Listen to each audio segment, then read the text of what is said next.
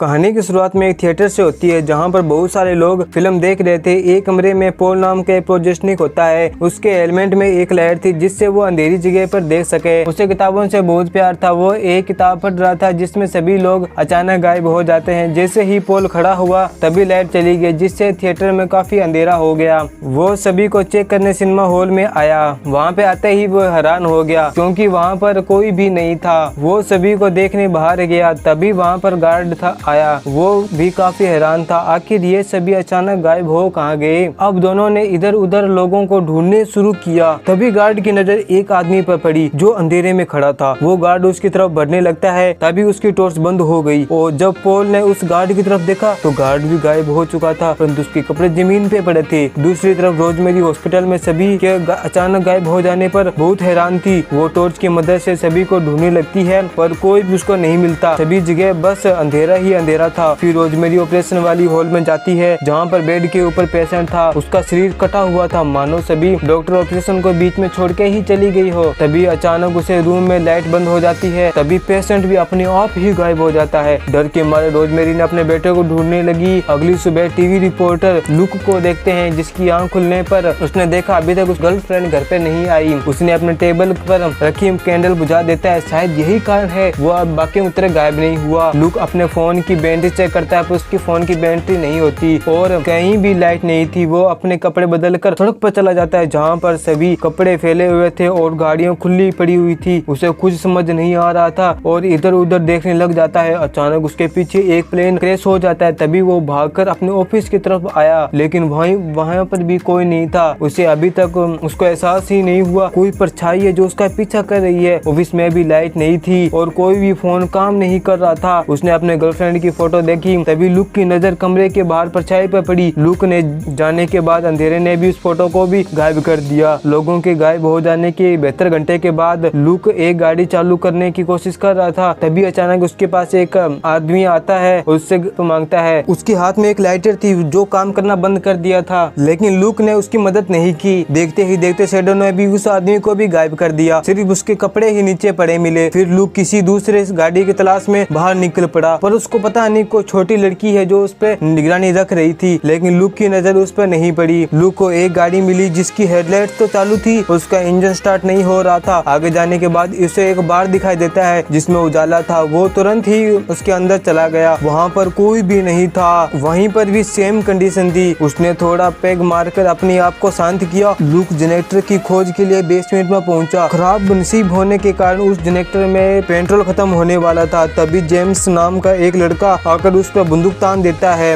उसने लुक को अपनी टॉर्च नीचे रखने को कहता है और उसको ऊपर लेके आ जाता है। लुक एक अनजान आदमी था जिससे वो जेम्स डरा हुआ था। लुक उस पर विश्वास दिलाता है जेम्स को कुछ नुकसान नहीं पहुंचाएगा। आखिरकार जेम्स ने अपनी बंदूक नीचे रख देता है। वो अपने बारे में बताना लगता है। वो इस बार मालिक के बेटा है। सभी लोग गायब होने के बाद वो और उसकी माँ ही जिंदा बचे हैं। उसकी माँ पास के चर्च में मदद मांगने गई है। जेम्स उसका इंतजार कर रहा है। लुक जेम्स को बताते हुए कह रहा है अभी सुबह के 11 बज रहे हैं, अभी तक बाहर एकदम अंधेरा है। उस घटना के बाद सूरज देर से उगने लगा है और जल्दी छिपने लगा है और जल्द ही सूरज की रोशनी नहीं होगी। उसकी मोम को वापस लौटने की उम्मीद काफी कम है लेकिन जेम्स को उसकी बात पर यकीन नहीं होता। उसने यहीं पर रुकने का इंतजार करने का फैसला किया। लुक उसे समझाता है अगर तुम्हें जिंदा रहना है तो तुम्हें मेरे साथ चलना होगा लेकिन जेम्स अपने फैसले से टस से मस नहीं हुआ। कुछ समय बाद नर्स रोजमेरी बार में आ जाती है और घबराहट के मारे अपने बच्ची को ढूंढने लगती है। नर्स उन दोनों को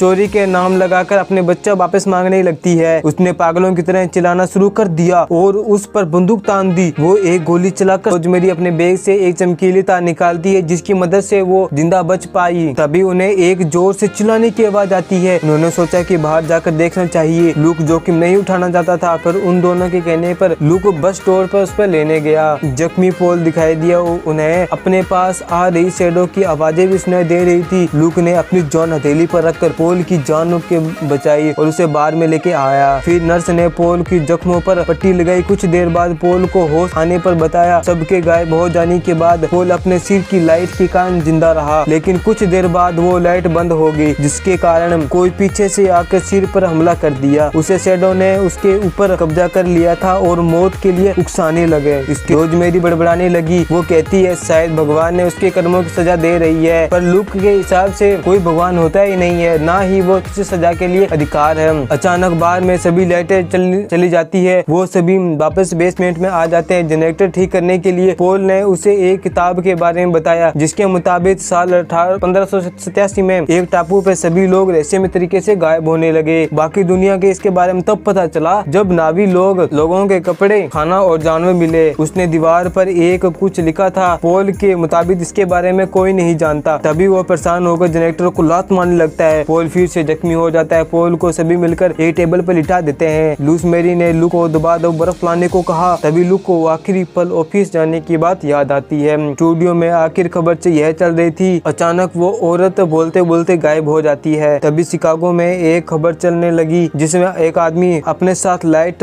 रखने को कहता है। उसके मुताबिक यह परछाई इंसान को कोई भी रूप लेकर उसे मारने को उकसा सकती है, इसलिए वो लाइट के अलावा किसी और चीज पर विश्वास नहीं कर सकता। तभी लुक को एक आइडिया आता है, अगर वो किसी तरह शिकागो पहुंच जाए तो वहां पर हम इसका एंटीडोट निकाल सकते हैं। लुक ने रास्ते में एक चालू इंजन देखा था, जिसे ठीक करने की जरूरत थी। थोड़ी देर में जनरेटर बंद हो जाएगा, इसलिए जनरेटर का इस्तेमाल ट्रक चालू करने के लिए करना चाहिए। जेम्स पॉल की देखभाल के लिए वहीं रुक जाता है। लुक और नर्स दोनों ट्रक के पास पहुंच जाते हैं। इधर पॉल बेहोश होने वाला था, इसलिए वो पॉल उसे जगाए रखा। जेम्स को अचानक हेविलेशन होने लगता है और उसे बाद में चारों तरफ लोग ही लोग दिखाई देने लगते हैं। जब पॉल ने जेम्स को पानी के लिए आवाज लगाई, तब जाकर जेम्स को असलियत मालूम हुई। जब वो पानी ले रहा था, तभी बिजली चली गई तो जेम्स के कपड़े ही जमीन पे पड़े थे। नीचे जाने पर उसे एक दरवाजा मिला। वो सुरंग में जाने लगता है। तभी वहाँ बत्तियां बुझने लगी। जल्द ही उसे परछाई ने गायब कर दिया। फिर हम देखते हैं पॉल के कपड़े टेबल पर ही थे।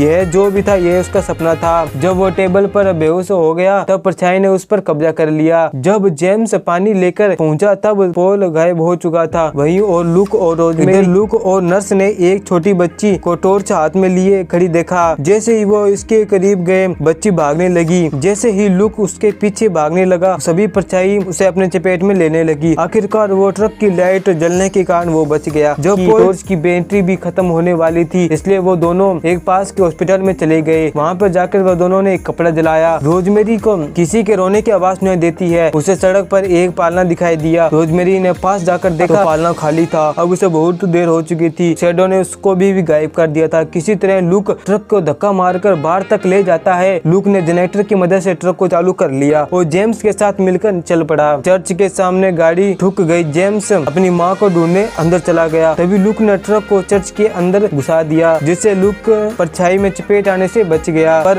अपनी माँ की पुकार सुनाई दे रहा था। उन परछाई की चाल में अचानक ट्रक की लाइट भी बंद हो गई। पर जेम्स अब भी वापस लौटने को तैयार नहीं था। उसे अपनी माँ की पुकार सुनाई दे रही थी, जो उन परछाई की चाल थी। अचानक ट्रक की लाइट बंद हो जाती है। बंद होते ही लुक हवा में गायब हो जाता है। अब जेम्स भी जिंदा बचा था। वो मोमबत्तियों के पास बैठ गया। सारी मोमबत्ती एक एक करके बुझ रही थी। आखिरकार अगली सुबह होती है। जेम्स अभी भी बचा हुआ था। जब वो छोटी बच्ची उसके पास आती है, उसका नाम ब्रियाना है। उसने अपने सोलर टॉर्च दिखाती है और बोलती है, मैं इसी के कारण बची हुई हूँ। वे बाहर जाकर एक घोड़े को देखते हैं। वे दोनों घोड़े पे बैठ जाते हैं और किसी सेफ एरिया के लिए दोनों निकल पड़ते हैं। इसी के साथ ये मूवी यहीं पर समाप्त हो जाती है। Thanks for watching.